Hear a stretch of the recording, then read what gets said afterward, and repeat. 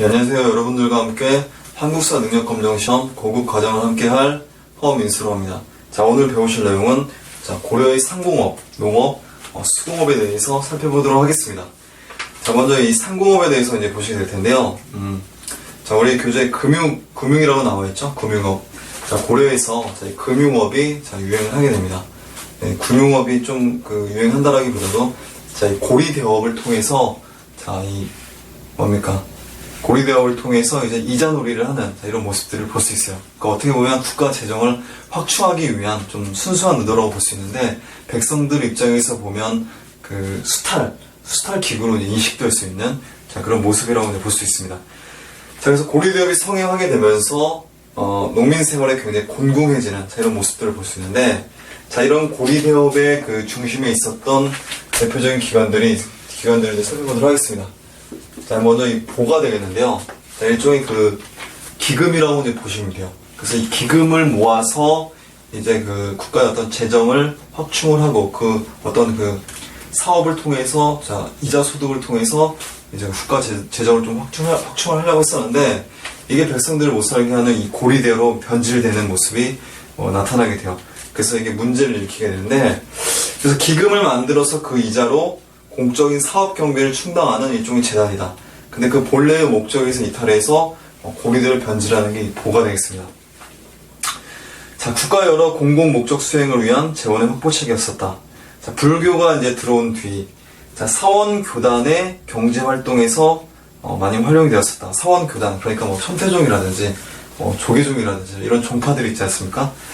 자, 이런 교단에서 많이 활용되었었는데, 이 보를 이용해서 이자놀이를 한다고 말씀드렸었죠? 그래서 이제 보의 이자로서, 그러니까 삼보를 받드는 교단의 유지와 또는 교리의 발전을 표하기도 했었다. 라는 게 되겠습니다. 삼보는 말씀드린 대로, 불보, 법보, 승보가 있었다고 제가 설명해 드렸었죠? 그래서 불보는 석가모니를 얘기하고, 법보는 이제 부처님 말씀을 이야기하고, 승보는 이제 부처님의 훌륭한 제자를 이야기한다라고 제가 말씀드렸었죠. 그래서 삼보를 받들어서 교단 유지와 교리 발전을 꾀했었던 게 이 보가 되겠는데, 자, 이 보의 종류를 여러분들이 좀 보실 필요가 있는데, 자, 이 보의 종류는 학보가 있고요. 학보가 있고, 그 다음에 경보가 있고, 그리고 이제 제위 보가 있고, 그리고 팔관 보. 자, 이런 보들이 있습니다. 이런 보들이 있는데, 이 학보는 뭐냐면 말 그대로 이제 교육을 장려하기 위한 일종의 국가에서 설치한 유경재단이다라고 이제 이해하시면 되겠는데, 그러니까 영재를 육성하기 위한 재단이라고 보시면 되겠습니다. 자, 고려 태조 때에 만들어진 이 기관이 되겠습니다. 학보. 그 다음에 경보 같은 경우는 뭐냐면, 자, 이 불교 있지 않습니까? 이 불교를 진흥하기 위한 목적으로 세워진 장학재단이라고 보시면 되겠습니다. 경보가 되어 있고요. 고려 정종 때에 만들어진 이 보가 되어 있고요. 그리고 제2보는 뭐냐면, 이 노숙자라든지 또는 빈민층 있지 않습니까? 이 빈민층을 구제하기 위한 목적으로 만들어진 게 제2보가 되겠습니다. 고려 광종 때에 만들어지는 구휼기관이다라고 여러분들이 이해하시면 되겠습니다. 그래서 빈민이나 행여자의 구호와 질병을 담당했었다. 구휼기관이다. 자, 그 다음에 팔관보는, 팔관회가 불교 행사지 않습니까? 불교와 도교라든지 또는 여러 가지 민간 신앙들을 모아서 이제 하는 행사가 이제 팔관회가 되었는데, 이런 어떤 불교적인 이 팔관회의 그런 의식을 거행하기 위한 기금을 마련하기 위한 의도에서 이제 팔관보를 만들었었다라는 걸 여러분들이 이해하시면 되겠습니다. 고려 문종 때에 팔관보가 만들었었는데, 자, 이러한 보들은 이자놀이에만 급급한 바람에 백성들을 착취하기 위한 그런 수탈기구로서 막대한 피해를 입히기도 했었다는 걸 참고적으로 이해하시면 되겠습니다. 자, 그 다음에 보실 내용이 장생고라는 게 있죠? 자, 보가 있고, 그 다음에 또 뭐가 있냐면 장생고라는 게 있습니다. 장생고. 자, 국가에서 인정한 고리대업의 전문 기관이라고 보시면 되겠습니다. 자, 그래서 이제 장생고는 고리대업의 제도화다. 제도적으로 이제 국가에서 이제 말을 해줬다는 얘기예요. 자, 법정 이자의 3분의 고리대업인데, 자, 법정 이자의 3분의 1이에요. 그러니까 법정 이자라는 얘기가 무슨 얘기냐면, 이제 저기 사채 놀이를 하지 않습니까? 사채 놀이를 하면 법적으로 그러니까 국가에서 법적으로 이제 이자를 정해놨었어요. 이자를 정해놨었는데 1년에 한 33%를 정해놨어요. 고려 이제 경종 때에 법정 이자를 정해놨었는데 이 33% 이자의 한 3분의 1 정도를 받고 빌려준다는 얘기예요. 그것도 어떻게 보면 백성들 입장에서 굉장히 고리대로 인식을 할 수가 있겠죠. 자, 그래서 어쨌든 법정 이자를 3분의 1로 정해놨었다. 그리고 왕실과 정부 관청에서 이런 장승고에 참여를 했었다라는 걸 이해하시면 되겠습니다. 자, 그리고 이제 민간에서 유행하던 이런 개 이런 게 있었죠. 개 우리 지금도 많이 하지 않습니까? 개는 그래서 우리 교재에는 뭐 사적 이식기관이라고 나와 있는데 사적 이식기관 그러니까 이자를 합법적으로 불릴 수 있는 그 방법으로서 이 개가 이제 사용됐다는 얘기죠. 그래서 이제 개돈을 탈 때 좀 늦게 타면 이자를 좀 많이 받지 않습니까? 이런 형태로 여러분들이 이해를 하시면 되고, 자, 개는 뭐 아시다시피 뭐 지연이라든지 혈연적인 어떤 상호 협동 조직이죠. 그래서 이런 식의 자, 뭐 이런 금융업이 고려시대 때 발전을 했었다라는 걸 여러분들이 이해하시면 되겠습니다. 자, 이런 게 있었고, 자, 그리고 이제 상업과 화폐에 대해서 이제 보도록 하겠습니다. 자, 상업은 국가 경제의 구성 요소로 인식을 해서, 자, 부진할 경우 국가가 보호하고, 진행시켜야 한다라는 게 되겠죠. 국가 경제의 구성 요소. 농업이 주된 상업이지만, 그래도 이제, 상업을 좀 확대 발전시켜 나가야 될 어떤 필요성을 인식을 하고 있었던 얘기예요. 자, 그래서 이제 상업에는, 이런 식의 상업에는 이런 식의 내용들이 있어요. 자, 그래서 시전상업 있고, 그 다음에 또 뭐냐면 지방에서 상행유라는 상업이 있습니다. 시장은 뭐가 되겠습니까? 수도 개경에 설치된 시장이라고 이제 보시면 되겠습니다.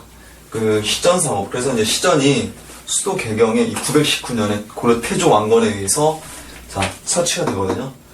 주로 이제 시전상업은 어떤 상용일을 하게 되면 관수품을 주로 조달한다는 거예요.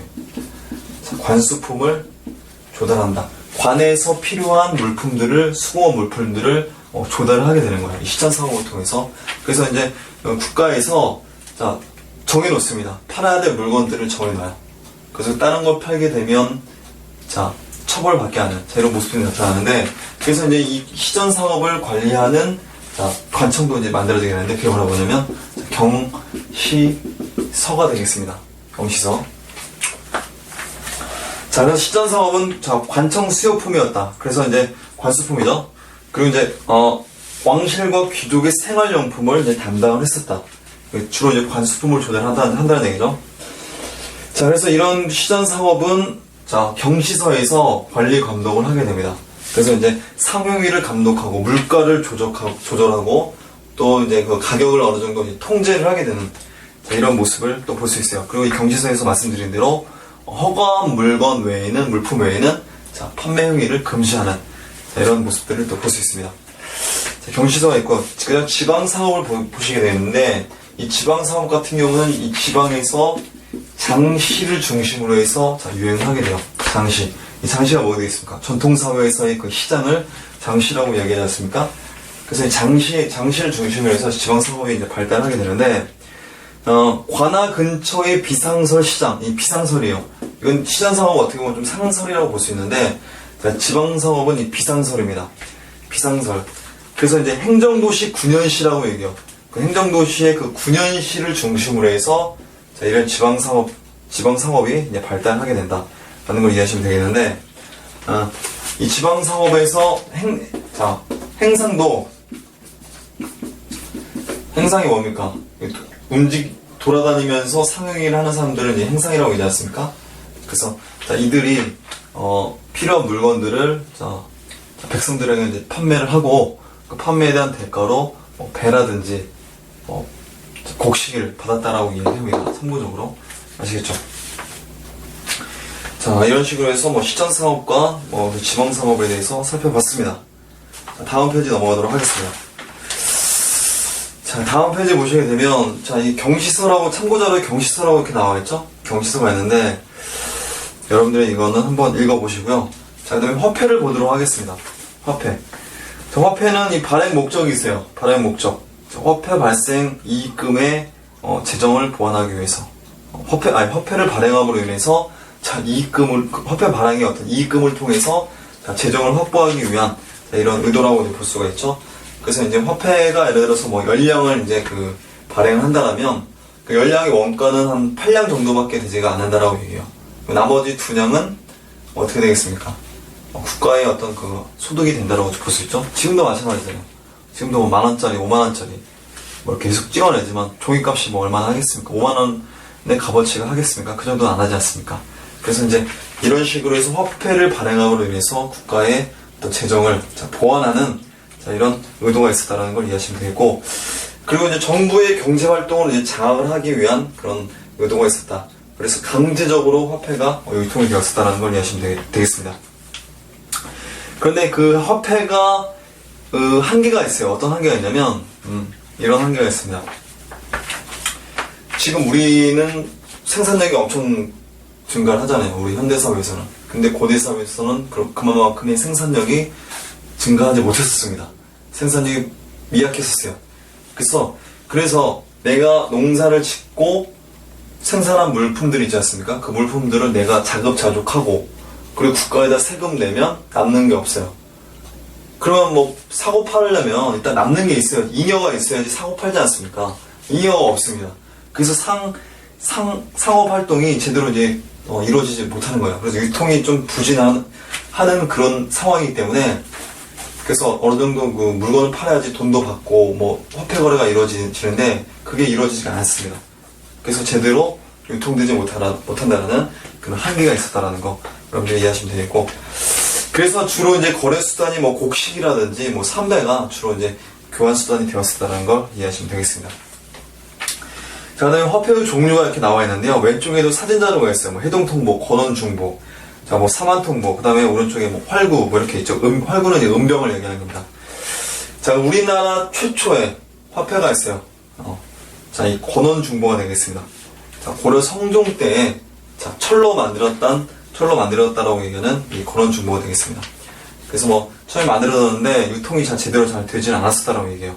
그래서 권원중보가 뭐 있었다. 그리고 이제 은병이 있죠. 활구가 이제 고려 숙종 때에 만들어지게 되는데, 그 대각국사 의천 있지 않습니까? 문종의 동생. 그리고 문종의 동생이 아니라, 자, 숙종의 동생이죠. 숙종의 동생이고, 문종의 그 넷째 아들이죠. 그래서 이 대각국사 의천이, 자, 왕이었던 숙종 몰래, 자, 중국으로 유학을 갔다 와요. 그 유학을 갔다 오게 되면서, 숙종 몰래가 아니죠. 숙종 전에 임금. 어쨌든 중국으로 몰래 유학 갔다 오게 되면서, 자, 숙종에게 건의를 해요. 화폐를 유통시키라고 건의를 합니다. 자, 중국에서 화폐가 굉장히 많이 유행을 했었거든요. 그래서 중국에서 화폐 거래를 하는 거를 직접 의천이 목격을 하면서 화폐의 필요성을 절감하게 되는 거예요. 그래서 이제, 갔다 오게 되면서 숙종에게 건의를 하게 되면서, 자, 그게 이제 받아들여져서 화폐가 이제 만들어지게 되는 겁니다. 그래서 숙종 때 만들어진 화폐들이, 자, 이 은병이 있어요. 이 활구라고 나와있죠. 이 600g짜리인데, 포목이 있지 않습니까? 이 포목 100필에 해당된다라고 얘기해요.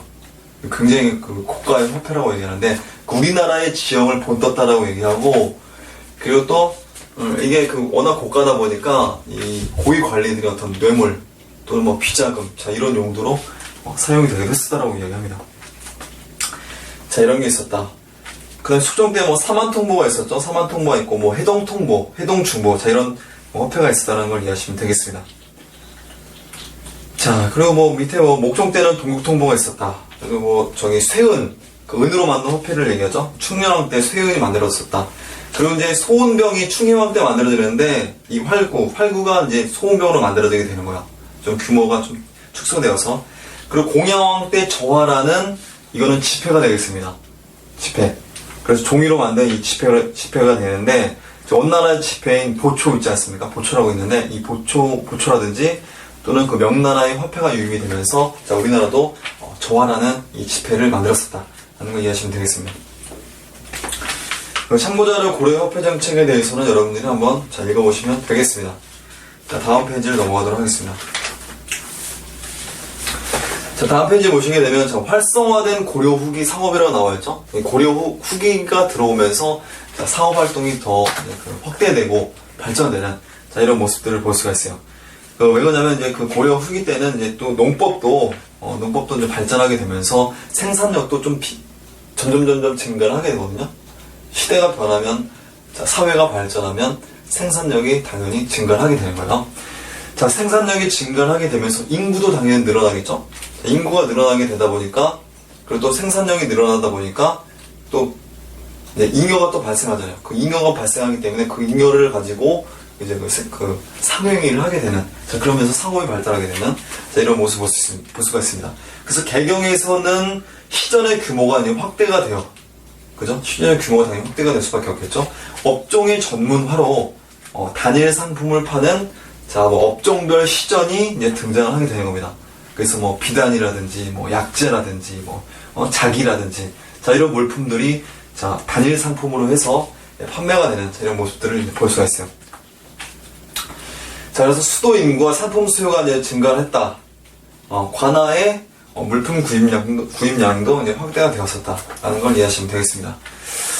자, 그리고 전국적으로도 이제 행사 활동이 굉장히 또 빈번해지고, 그 조운로가 있지 않습니까? 조세를 운반하는 그 길을 이제 조운로라고 얘기하지 않습니까? 주로 이제 남해안의 바다라든지 또는 그 서해안의 바닷길을 이용해서 이 조운로가 이제 형성이 되는데, 이 조운로를 따라서 교육 활동이 굉장히 활발했었다는 얘기가 되겠습니다.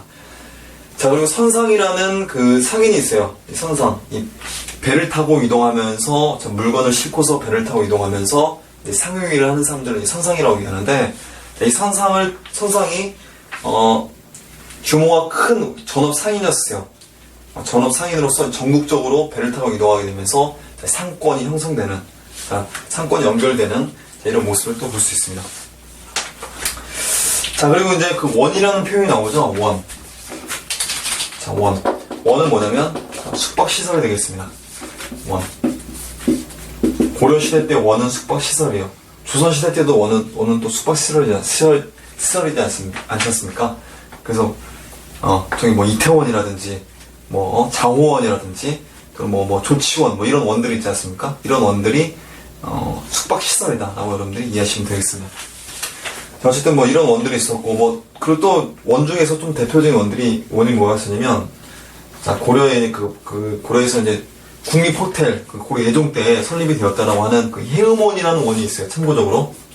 해음원. 굉장히 고려 예종 때 설립된 고려 국립호텔이라고 이제 보시면 되겠습니다. 굉장히 잘 지어놓은 해음원이라는 게 있었다는 것도 참고적으로 이해하시면 되겠습니다. 숙박시설이에요. 자, 상인 숙박소의 주요한 기능을 했었다라는 거. 자, 그 다음에 부세 대납 상인들이 출연했었다. 자, 앞 시간에 제가 설명해드렸었죠. 자, 지방의 이제 백성들이, 공물을 납부하지 않습니까? 세금으로 납부하지 않습니까? 공물을 납부하게 되는데, 그 과정에서, 자, 대납을 하는 이 상인들이 출연한다고 말씀드렸어요. 납부를 대신 해주고, 자, 이자를 받아먹는. 근데 그 이자가 너무 높아서 백성들이 굉장히 힘들어져요. 그래서 그 대납에게 맡기지 않고 본인이 직접 내려고 했었는데, 세금을, 공물을 직접 만들어가지고 내려고 했었는데, 자, 관에서 거부를 하게 되는 겁니다. 자, 점퇴를 놓았다라고 참고적으로 점퇴를 놓게 되는 거예요. 그 점퇴를 놓게 되는 과정에서 이 대납업자와 그 수령관의 어떤 맺어지는 결탁, 그 비리죠. 어떻게 보면 공무원 비리죠. 자, 이런 비리들이 나타나게 되면서 울며 겨자 먹기로 이 대납업자들에게 공납을 맡겨야 되는 이런 안타까운 상황이 또 발생하기도 했었잖아요. 그래서 납부를 방해한다고 해서 방납이라고 이야기합니다. 자, 일반 민들이 납부를 방해를 한다. 자, 그래서 부세 대납 상인들이 출연하는데, 자, 이들이 관과 결탁이 되어서 비리도 많이 저질렀다는 것도 참고적으로 이해하시면 되겠고, 그래서 공물 대납을 통해서 막대한 이익을 챙겼다. 막대한 이익을 챙기는 그 과정에서 유통망이 발달이 되었었기 때문에 이런 막대한 이익을 챙길 수가 있었다는 얘기겠죠. 자, 그 다음 미음을 보도록 하겠습니다. 국가는 직접 생산과 유통 과정을 포함한 전매제를 시행한다. 고려 충선왕 때 가경법을 시행했다라고 말씀드렸잖아요. 그래서 소금은 의염창에서 구매를 해라 라고 제가 전 시간에 제가 설명해드렸었습니다. 자, 그리고 이제 뭐 사원 사업이 발달하는데 뭐 앞전에 말씀드렸었죠. 그래서 뭐 고리대를 통해서 백성들을 수탈을 썼다, 힘들게 썼다. 자, 그 다음에 보실 내용이 이제 조언을 통해서 조언을 보도록 하겠습니다. 조언은 이제 조세 운송 제도를 이제 조언이라고 이야기하죠. 자, 9년에서 징수한 조세를 이제 개경으로 운반을 해요. 자, 세금을 조언 제도를 통해서 운반을 하게 되는데, 지방에서 세금을 걷지 않습니까? 자, 9년에서 세금을 걷어요. 그럼 이게 어디로 가게 되냐면, 자, 조창으로 가게 됩니다.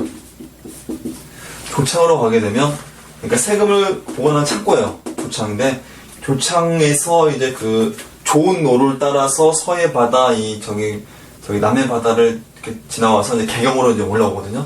개경으로 올라와서, 자, 중앙으로 이제 세금이 개경으로 운반되는, 자, 이런 모습을 볼 수 있습니다.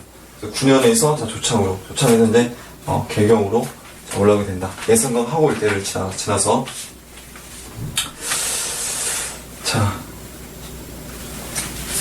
자, 9년에서 징수한 조세를 개경으로 운반한다.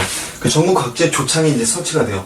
자, 세금을 보관한 창고를 얘기하죠, 조창은. 경상도에 2개, 전라도에 6개, 충청도에 3개, 강원도에 1개, 서해도에 1개, 뭐 이렇게 있었다. 자, 이런 좋은 제도가, 이 좋은 제도를 통해서 세곡을 이제 운반하게 되는데, 자, 원나라 그 침략기라든지 또는, 자, 왜구가 1350년 이후에 대대적으로 남해안 일대를 완전히 쑥대밭으로 만들게 되거든요. 그 과정에서 뭐 최영이라든지 뭐 이성계라든지 이런 장군들이 이제 자, 등장을 하게 되면서 왜구들을 이제 격퇴를 하게 되는 이런 모습도 나타나게 되는데, 자, 그 시기 때 이들이 그 왜구라든지 이 몽골족들이 우리나라를 침략하게 되면서 조은로에서 굉장히 많은 약탈을 자행하게 돼요. 그래서 조은로를 통해서 세금을 제대로 거치지 않는, 그렇게 되면서 국가 재정이 궁핍해지는, 어려워지는 이런 모습들을 볼 수가 있었습니다. 자, 이런 조언의 내용을 살펴봤었고요. 자, 이번에 보실 내용은 이제 농업에 대해서 이제 보도록 하겠습니다. 농업. 자, 농업을 굉장히 중요시 여겼다고 제가 말씀드렸었잖아요. 우리 고려에서는. 자, 농업 생산력이 신라 때보다 높아져요. 고려 전기보다 고려 후기가 더 높아져요. 자, 그래서 국가 재정 수입이 기반이 되기 때문에 자, 이 농업이 발달할 수밖에 없게 되는 겁니다. 그래서 국가적으로도 정책적으로 자, 권농 정책, 농업을 권장하는 정책을 시행을 하게 되는데, 자, 고려 후기 인구 증가로 인한 생산력이 증대되면서 필요해졌다라는 게 되겠습니다. 자, 고려 후기 인구 증가로 인한 생산력 증대가 필요해졌다. 그래서 이제 농업이 발달하게 되는 거예요. 사실 생산력이 증가를 하지 않습니까? 생산력이 증가하게 되면서 이제 그 인구가 늘어나잖아요. 인구가 늘어나고 생산력이 이제 증가를 하게 되면서 토지는 한정돼 있잖아요. 토지는 한정되는데 인구가 계속해서 늘어나요. 그렇기 때문에 생산력을 늘릴 필요가 있었다는 얘기예요. 그죠? 근데 그 생산력이 늘어나지 않으면 어떤 상황이 발생하게 되냐면 인구는 늘어나는데 토지는 한정돼 있고 생산력이 늘어나지 않으면 어떤 상황이 발생하냐면 전쟁이 일어나게 되죠. 전쟁이 일어나게 되는 겁니다. 자, 한정된 토지 내에서 인구는 늘어나는데 식량은 그대로잖아요. 그러면 당연히 살기 위해서 전쟁을 일으킬 수밖에 없겠죠. 우리 인류 역사에서 보면 그런 식으로 해서 전쟁이 일어난 경우가 굉장히 많습니다. 그래서 이제 이웃 부족을 쳐들어가게 되는 그 과정에서, 이웃 나라를 쳐들어가게 되는 그 과정에서 자, 수많은 사람들이 죽어나가게 되죠. 그렇게 되면서 인구 문제가 해결되는 거예요. 자, 그런 식으로 해서 자, 수천 년 동안 인구가 이렇게 늘어나지 않았었죠. 수천 년 동안 인구가 늘어나지 않았었는데 전쟁이 일어났다 죽고 뭐 이랬지 않습니까? 근데 그 과정에서 이제 18세기 후반에 자, 산업혁명이 일어나게 되죠. 영국에서 이제 그렇게 되면서 인구가 이제 비약적으로 이제 증가를 하게 되지 않습니까? 뭐 어쨌든 갑자기 세계사가 이렇게 나왔는데, 어쨌든 인구 증가가 발생하게 되면 당연히 생산력도 증가를 해야 된다는 게 농업 생산력 향상의 이유가 된다고 볼 수 있습니다. 자, 그런데 고려시대 후기 때는, 자, 권문세족, 이 권세가들에 의한 이 토지 변경, 토지 약탈, 토지 수탈, 대토지 소유 현상이 이제 발생하게 되지 않습니까? 그 과정에서 토지를 잃고, 자기 소유의 토지를 잃고, 이제 그 소작농으로 들어가서 이제 전호가 되는, 자, 이런 경우도 이제 발생하게 돼요. 자, 그렇게 되면서 병작 반수제가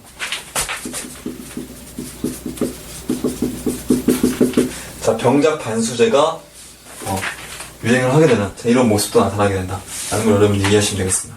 자작농이 감소를 하기 때문에, 자, 이 병작 반수가 이제 등장하게 되는 거예요. 2분의 1세를 내지 않습니까? 자, 다른 수조지의 사전에서, 그러니까 사전에 토지를, 수조권이 설정된 사전을 빌려서 농사를 지면 어떻게 됩니까? 2분의 1세를 내죠? 병작 반수를 하는 거죠, 그러니까. 자, 농업이 발달하게 되면서 이 신경법이라는 게 또 등장을 해요. 신경법. 신경법은 뭐냐면, 자, 자, 소를 이용한 깊이가래가 되겠습니다. 소를 이용한 깊이가래. 그러니까 무슨 얘기냐면, 자, 이게 토지지 않습니까? 토지에서 이제 씨를 뿌려서 이제 농사를 지어요. 그래서 이제 막 곡물을 이렇게 자라나죠? 곡물을 이제 수확을 하고 나서, 자, 이 위에 있는 토지는 지력이 지금 다 떨어졌어요. 영양분이 다 빠져나갔어요. 그래서 밭을 깊이 가는 겁니다. 밭을 뒤집어 엎어요. 여기 있는 흙을 위로 올리게 되는 거예요. 그렇게 되면서 영양분이 다시금 살아나죠? 살아나게 되면서, 자, 토지에서 다시 한번 농사를 지을 수 있는, 자, 그래서 지력이 높아지는, 자, 이런 모습을 또 볼 수 있어요. 그리고 또 제초 작업에도 큰 성과를 얻을 수 있는 게 무슨 얘기냐면, 자, 여기서 이제 곡물을 재배하지 않습니까? 곡물 재배하는 그 과정에서 잡초들이 막 자라나게 되거든요. 이런 잡초들을 신경법을 이용해서 한번 갈아엎게 되면, 그런 잡초들도 이제 어느 정도 제거가 되는, 자, 이런 모습들도 볼 수가 있죠. 자, 이런 신경법이 확대가 되면서, 자, 이 휴경 기간이 단축이 되고 생산력도 증대가 된다라는 걸 이해하시면 되겠습니다. 자, 그리고 이제 휴안법이 극복이 되면서, 자, 연작 상경이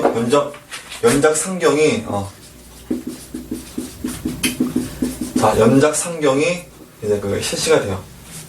토지를 놀리지 않고 매년 같은 토지에서, 자, 농사를 짓게 되는, 자, 이런 연작 상경이 실시가 되는데, 자, 그 과정에서 삼국시대 때는 토지를 한 2년씩, 3년씩 놀리게 되잖아요. 토지가 굉장히 척박하기 때문에. 근데 고려시대 때는, 자, 시비법이 발달해요. 거름주는 방법이 발달하게 됩니다. 뭐 시비법이라든지, 뭐 높이법이라든지, 자, 이런 농법이 발달하게 되면서, 자, 휴경지의 연수가 좀 줄어들어요. 2-3년에서 1, 2년 정도로 줄어들게 돼요. 그래서 고려 중기의 휴안이, 그러니까 토지를 놀리는 기간이 1, 2년으로 줄어들었다는 걸 또 볼 수가 있죠. 그리고 나중에는 고려시대 후기 때 와서는, 자, 1년에 한 번씩 농사를 지을 수 있는, 자, 이런 토지들도 등장하게 된다라는 걸 이해하시면 되겠습니다. 자, 그 다음에 경작 방식과 기술 발달에 대해서 보도록 하겠습니다. 자, 고려 말기 때에, 자, 2년 3작이라는 게 또 유행하기도 해요. 자, 2년 3작. 자, 이게 무슨 얘기냐면, 자, 1년. 자, 1년 동안 이렇게 농사 짓지 않습니까? 그리고 또 2년째 또 농사를 이렇게 짓지 않습니까? 그래서 1년 때 농사 지을 때, 조라든지, 또는 뭐 보리, 자, 이런 농사를 각각 지어요. 그래서 봄에 농사 짓고, 가을에 농사 짓지 않습니까? 1년에 2번, 봄에 농사 짓고, 가을에 농사 지으면서, 그리고 또, 그 이듬해에, 이제 콩을 농사를 지어요. 콩을 농사 짓고, 그리고 그해 겨울에, 이제, 휴안을 하는, 토지를 쉬게 해주는, 자, 이렇게 되면서 2년 동안 하나, 둘, 세 개의 작물을 재배를 하게 되는 겁니다. 2년 3작이 가능해졌다는 얘기예요. 2년 3작의 윤작법이 가능해졌다라는 걸 이해하시면 되겠습니다. 이 콩 같은 경우는 이 두류라고 얘기하거든요.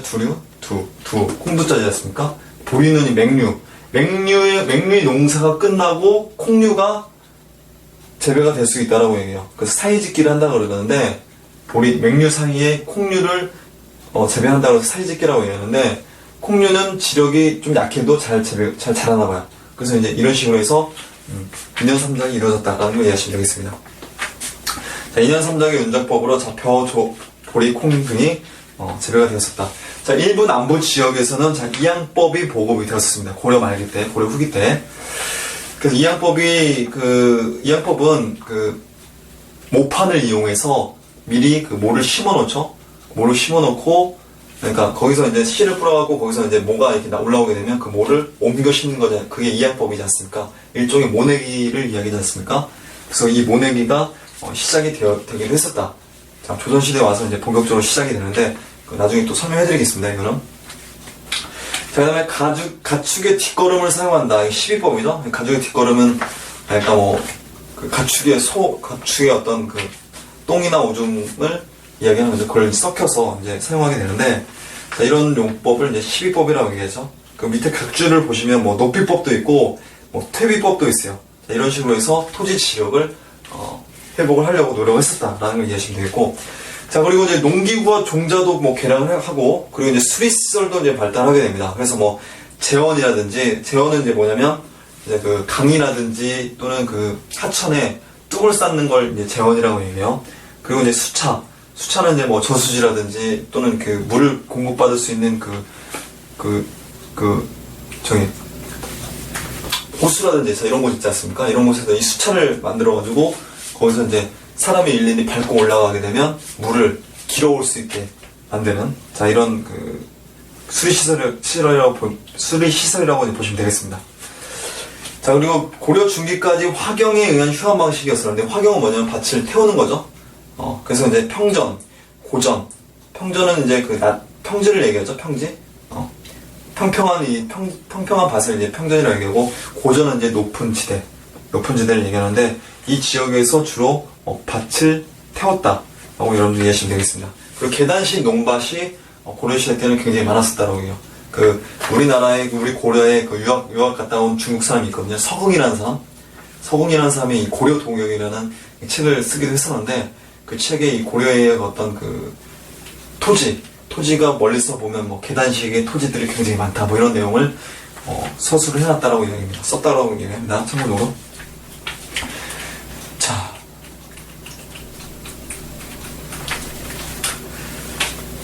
자, 이런 식으로 해서 계단식 농밭을 봤었다.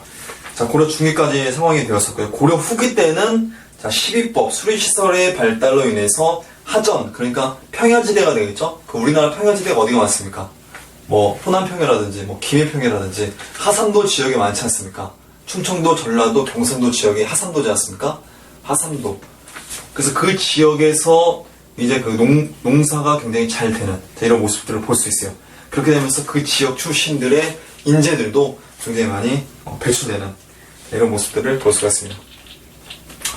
자, 그리고 농상집요라는 이 농업 전문 서적이 또 등장하기도 해요. 그래서 이제 이암이라는 사람이 있는데, 그 이암이라는 사람이 중국에 유학 갔다 오면서 농상집요를 썼다라 소개를 하게 되는데, 중국의 화북지방의 농법을 바탕으로 해서 이런 책을 저술했다라고 이야기합니다. 그래서 농업기술에 대한 학문적인 연구들이 있었다라는 걸 이해하시면 되겠습니다. 자, 다음 페이지 넘어가도록 하겠습니다. 다음 페이지 보시면, 농민이 진전이나 황무지를 개간하면 국가가 일정 기간 소장료나 조세를 면제해주고 농업을 장려하기 위한 차원이죠. 진전은 이제 오래 내버려둬서 좀 황폐해진 땅을 진전이라고 얘기하는데, 자, 그래서 이런 식으로 개간을 장려를 했었다라는 거. 12세기 연해안에 바닷가 인간의 저습지라든지 또는 간척지를 개간하는 이런 모습들이 나타났었다라는 걸 이해하시면 되겠습니다.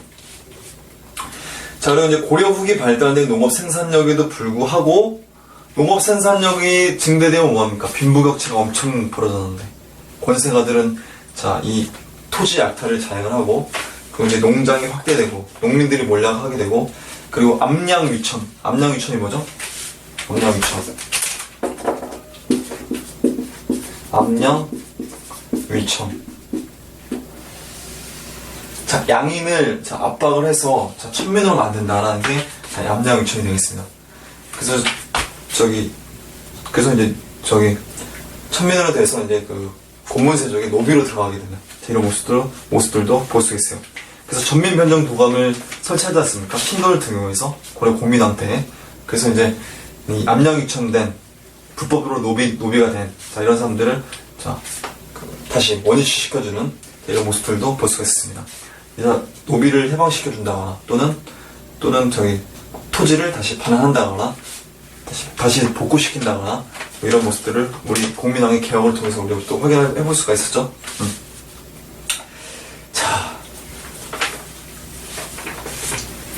자, 이런 게 있었고, 농민의 노비화 뭐 이런 현상들이 있었고, 자, 목화가 전례가 되죠, 또?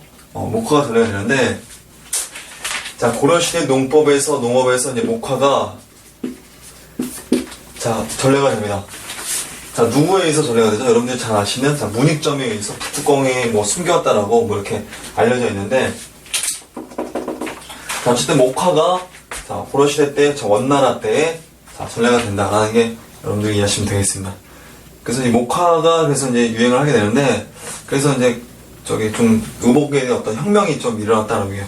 그래서 이 목화가 이제 무명이지 않습니까? 무명. 그래서 이 무명을 이용해서 좀 따뜻한 겨울을 보냈었다. 하는 걸 여러분들이 이해하시면 되겠습니다. 그 이전에는 뭐 사실 뭐 삼배라든지 뭐 못이라든지 자 이런 좀 시원한 자 이런 옷들을 이제 주로 입었었는데, 어쨌든 이 목화를 통해서 자, 따뜻하게 생활할 수 있었다라는 걸 이해하시면 되겠습니다. 자, 씨앗와 씨를 뽑는 자, 물레를 개발했다. 씨앗은 뭐냐면 자, 목화 씨를 뽑는데 자, 목화 씨를 빼는데 쓰는 기구를 이제 씨앗이라고 이야기해요. 그리고 이제 씨를 뽑는 자, 물레를 개발했었다.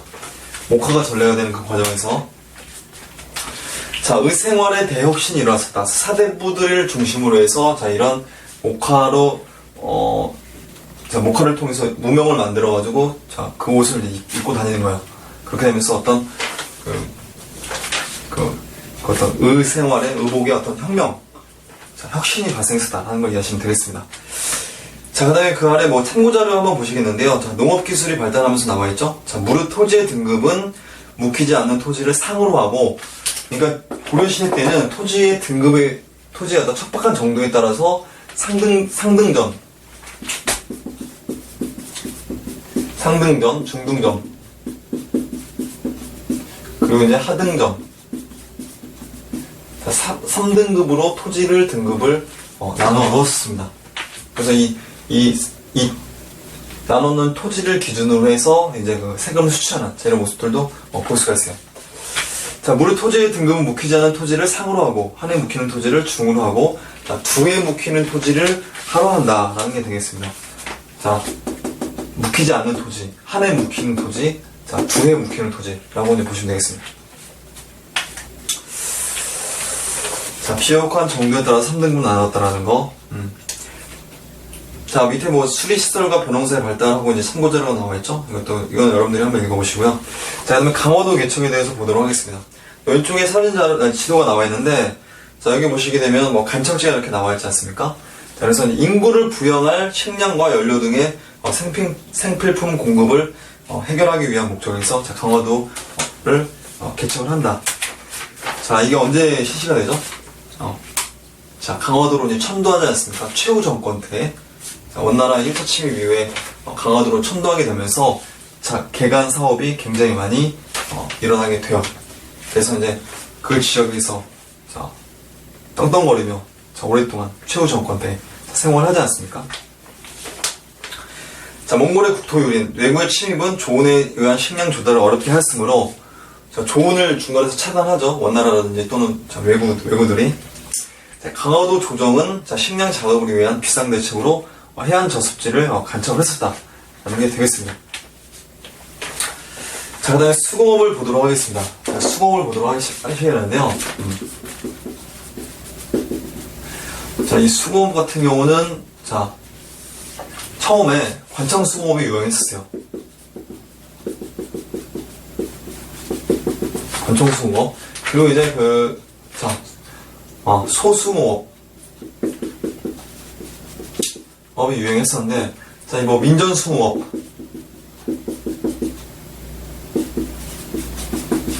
그리고 이제 뭐 사전수공업, 자, 뭐 민전이라고 민간수공업이 되겠죠, 민간수공업. 자, 어떤 이러한 수공업들이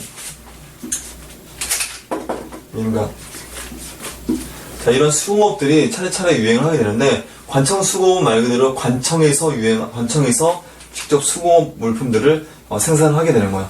자, 이 장인들 있지 않습니까? 이 공장들이라고 얘기하는데, 이 공장들을 중심으로 해서 이제 그 수공업 물품들이 생산되었었는데, 공장 안이라는 이 공장의 그 명부를 만들어 놨었어요. 그래서 그들을 이제 관리를 해서, 자, 이런 식으로 해서 수공업 물품들을 생산했었다. 자, 수공업자들을 해당 관청에 전속시켜서 공장 안이라는 명단을 따로 만들었어요. 그 뛰어난 공장에게는 뭐 녹봉이라든지 토지 지급 및 무선계의 위계도 뭐 수혈했었다. 라는 게 관청 수공업이 되겠습니다. 자, 그럼 이제 민간 수공업을 보도록 하겠습니다. 농촌의 간해 수공업의 형태로 이제 이루어졌었죠. 자, 민간 수공업 같은 경우는 자, 곡물 납부 및 직접 사용, 곡물을 납부하는 데에 사용하기도 했었고, 이 수공업 물품을 그리고 본인이 직접 사용하기도 했었고, 또 더 나아가서는 이제 그 상품 판매에도 사용도 했었겠죠. 그래서 이러한 수공업을 통해서 이제 삼배라든지 모시라든지 또는 명주, 자, 이런 물품들을 생산했었다. 명주는 참고로 얘기하면 뭐 비단을 명주라고 얘기하죠. 자, 이런 물품들을 생산했었다. 자, 그리고 이제 소수공업이 자, 유행을 하게 되는데, 자, 소는 자, 이거 좀 뒤바뀌어서 나와 있는데, 자, 관청이나 소는 고려 전기가 되겠습니다. 전기가 되겠고, 자, 민간 수공업이라든지 사전 수공업은 고려 후기가 되겠습니다. 자, 이걸 좀 구분하실 필요가 있어요. 자, 그래서 이제 좀 순서가 바뀌었는데, 어쨌든 소수공업에 대해서 보도록 하겠습니다.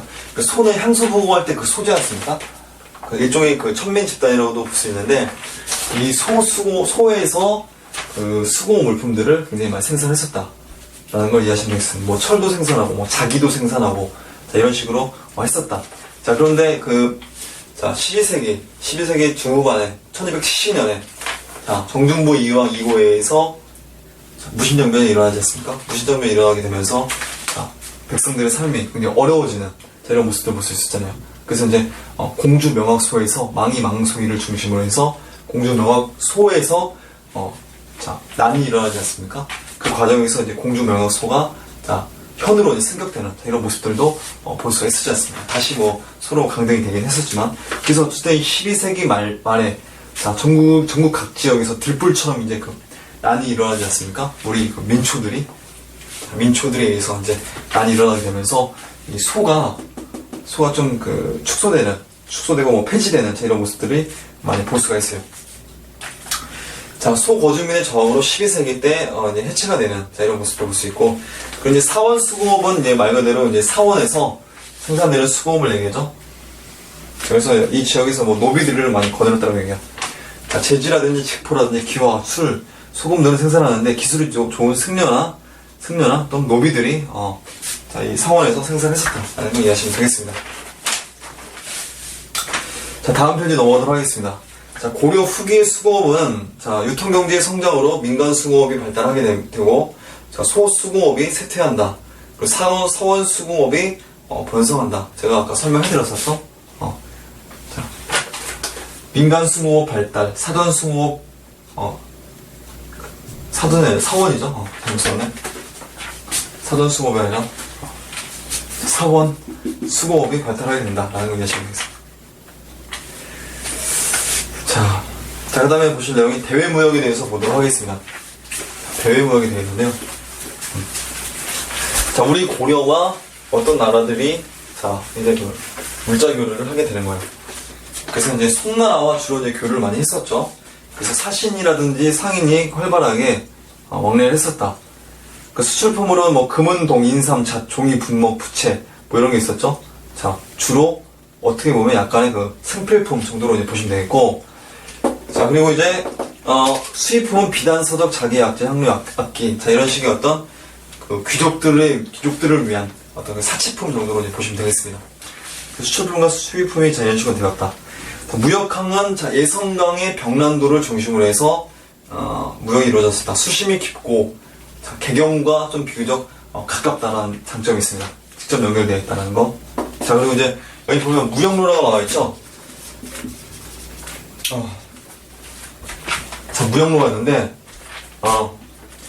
자, 북로가 있고요, 남로가 있어요. 자, 북로가 있고, 자, 북로가 있고, 남로가 있습니다. 북로가 있고, 남로가 있다. 자, 북로는 어떻게 들어가냐면, 자, 예성강 하구에서,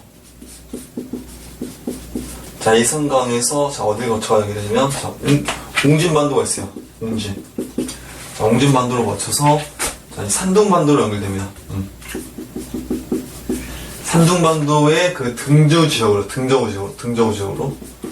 자, 이쪽으로. 그러니까 송나라 지역으로 가는 거죠.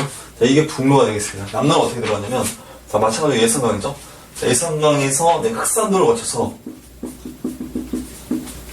거쳐서, 그, 민저우.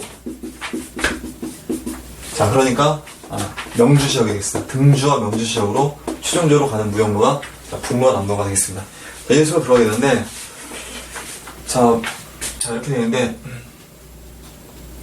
자, 여기 옹진반도. 옹진반도는 저기 그 6.25 전쟁 때, 6.25 전쟁이 일어나기 전에 국지전이 좀 활발하게 있었던 그 반도가 아닌 황해도의 옹진반도가 되겠습니다. 참고적으로. 자, 그래서 고려전기의 대무역 오른쪽에 그 지도가 나와 있지 않습니까? 그래서 자, 북로를 통해서 이 길이 나와 있죠? 옹진반도를 거쳐서, 자, 등주 지역까지 가는 길이 있고, 그리고 남쪽으로 내려오는 길이 있지 않습니까? 점선으로 해서 나와 있는데, 흑산도를 거쳐서, 자, 민저우 지역으로 들어가게 되는 이런 모습을 볼 수 있습니다. 자, 이런 무역로가 있었다라는 걸 이해하시면 되겠고, 자, 그 다음에, 자, 무역 물품에 대해서 거란과의 무역, 여진과의 무역, 아라비아 상인과의 왕래, 일본 원, 자, 이런 식의 어떤 각각의 나라들과 무역을 하게 되죠. 자, 여기 보시게 되면, 이런 식으로 들어가게 돼요. 자, 보시게 되면, 자, 여기 거란 있지 않습니까? 거란이 있고, 그리고 이제 여기는, 여진 있지 않습니까? 자, 거란과 여진 사이에, 그리고, 자, 거란과 고려 사이에, 고려와 이제 그 여진 사이에, 자, 이런 식으로 해서 또 무역이 이루어져요. 여기 송이 있죠? 송과 우리 고려 간에 무역이 이루어진다. 그리고 일본이 이렇게 있지 않습니까? 일본과도 무역이 이루어진다. 자, 이 과정에서 오른쪽에 여러분들이 그 지도에 보시면, 자, 거란으로부터 우리나라에 들어오는, 자, 물품들이 어떤 게 되겠습니까? 자, 은이라든지 모피라든지 말, 자, 이런 게 되겠죠? 자, 이런 게 되겠는데, 우리 고려에서 거란에게 가는 게 뭐냐면, 자, 곡식이라든지 또는 문방구, 자, 곡식이라든지 또는 문방구라든지 또 농기구, 자, 주로 이런 물품들이, 자, 이 거란으로 들어가게 된다라는 거 이해하시면 되겠습니다. 그러니까 주로 이제 그 생필품들이 주로 많이 가는 거죠. 그러니까 그 저기 생존을 위한 어떤 농기구라든지 또는 곡식, 이런 게 주로 많이 가고, 여진도 마찬가지예요. 여진에게도 마찬가지예요. 농기구라든지 또는 곡식이라든지, 여진에는 좀 날씨가 추운데 포목, 자, 이런 걸 많이 갖다 주게 됩니다. 그리고 여진은 우리 고려에게, 자, 은, 모피, 또 뭐 말, 자, 여진과 거란과 마찬가지로, 자, 이런 식으로 해서 물자 교류가 이루어진다라는 거 이해하시면 되겠고, 송은 아까 말씀드렸는데, 송은 우리 고려에 주로 이제 사치품을 가져다 주면, 자, 우리 고려는 송에다가 주로 이제 그 생필품을 갖다 준다라는 걸 여러분들이 이해하시면 되겠습니다. 그리고 이제 그 일본 얘기했는데, 중요한 게 일본 얘기했는데, 일본은 고려에다가, 자, 수은이라든지 또는 유황이 있어요. 자, 이 수은과 유황을 일본 애들이 가지고 와서, 우리 고려와 그 곡식이라든지 또는 이 서적과 많이, 바꿔왔다라고 얘기해요. 그래서 곡식이라든지, 또 뭐 서적이라든지, 자, 뭐 이런 게 있었다. 뭐, 또 인삼. 자, 이런 거를 일본 애들이 가지고 갔었다라는 거 이해하시면 되겠습니다. 자, 우리 지도에 요 나라와 고려의 그 화살표가 약간 좀 바뀌어 있는데, 여러분들 그걸 참고하시면 되겠습니다. 자, 이런 식으로 해서 이루어졌다. 자, 여기서 하나 또 보실 내용이 뭐가 있냐면, 자, 여진과의 무역에서 그 사행무역이라고 나와 있지 않습니까? 사행무역? 사행무역이 무슨 개념이냐면, 사신단을 파견해서 무역이 이루어지는 거예요. 그 일종의 조공무역이라고 보시면 되겠습니다. 사실 여진족이 금나라를 세우지 않습니까? 1115년에. 그러고 나서 1126년에 우리 고려와 군신관계를 체결하잖아요. 군신관계를 체결하면서 우리가 금나라에다 이제 조공을 하게 되지 않습니까? 사신을 보내서 조공을 하게 되면 거기에 대한 답례로, 자, 금나라는 우리 고려에다가, 자, 하사를 하게 되는 거예요. 하사 품목을 정해서 이제 하사를 하게 되는, 자, 이런 무역의 형태가 상행 무역이다 라는 걸 이해하시면 되겠습니다.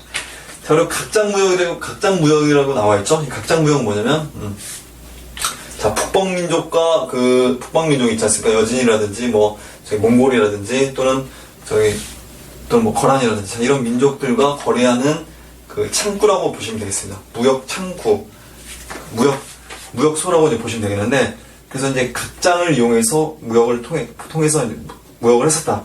그 밑에 이제 각주가 나왔는데 여러분 한번 읽어보시면 되겠습니다.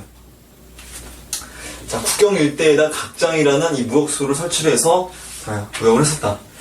자, 그리고 아라비아 상인들과 왕래를 하게 되는 과정에서 향료라든지 산호라든지 수은 등을 가져오게 되고, 자, 은이나 비단을 가져가기도 했었다. 자, 아라비아 상인들을 참고로 대식국인이라고 얘기해요. 대식. 그러니까 얘들이 굉장히 음식을 많이 먹었었나봐요. 대식국인이라고 이야기를 했었습니다. 자, 고려의 이름, 코리아라는 이름이 서방세계에 알려지기도 했었다라는 거. 자, 일본에게 이제 인삼, 서적, 곡식이 수출되고 수입 물품으로서 유황이라든지 수은이 수입이 되었었다. 자, 매구들이 이제 약탈을 막 자행을 하게 되죠. 1350년대 이후에. 자, 만행이 심해지면서 점차적으로 무역이 좀 쇠퇴가 되었었다. 그리고 이제 원나라와는 이제 공무역과 사무역이 있었죠. 국가적인 차원에서 하는 게 공무역. 자, 민간 차원에서 하는 게 이제 사무역이 되겠는데, 자, 금이라든지 은말 등의 어떤 지나친 유출로 인해서 고려 입장에서 굉장히 타격을 입게 했었다. 우리 고려가 원나라의 반식민지다시피 하지 않았습니까? 그러다 보니까 경제적으로 굉장히 많은 손실을 입게 했었다. 경제적으로 많은 부담이 되었었다. 라는 걸 이해하시면 되겠습니다. 자, 여기까지 하고 잠깐 또 쉬었다 하도록 하겠습니다.